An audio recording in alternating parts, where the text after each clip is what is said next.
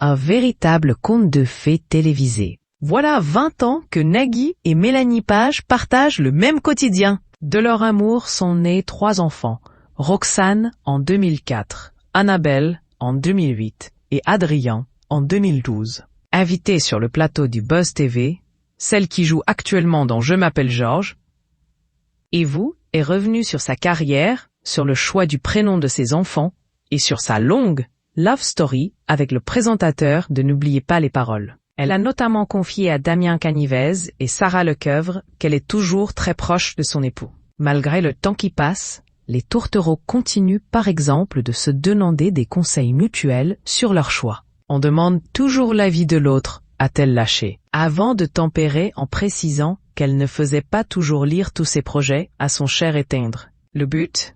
Lui garder la surprise intacte. Les années passées ensemble n'ont pas non plus émoussé la complicité entre le présentateur et Mélanie Page. Ils se sont même trouvé un petit surnom, très personnel, que la comédienne a accepté de partager. Ils s'appellent mutuellement « mon pote ». A priori, une drôle d'appellation pour un couple. Mais la principale concernée a donné une justification limpide. Justement, avant d'être amants, on est amis. On est encore amis. C'est-à-dire que pour moi, le couple, pour qu'il dure, il faut qu'il y ait ce truc de pote aussi, où on partage des trucs qu'on partagerait avec des potes.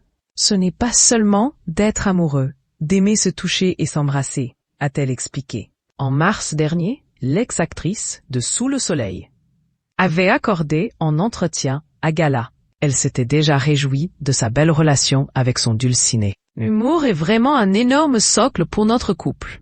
On rit des mêmes choses, des mêmes blagues, même des blagues qui feront rire très peu de gens, avait-elle assuré. Elle avait complété en disant être certaine d'avoir trouvé l'homme de sa vie. Après toutes ces années ensemble, on se connaît tellement bien, on a vécu tellement de choses ensemble, qu'on se comprend sans même avoir besoin de se parler.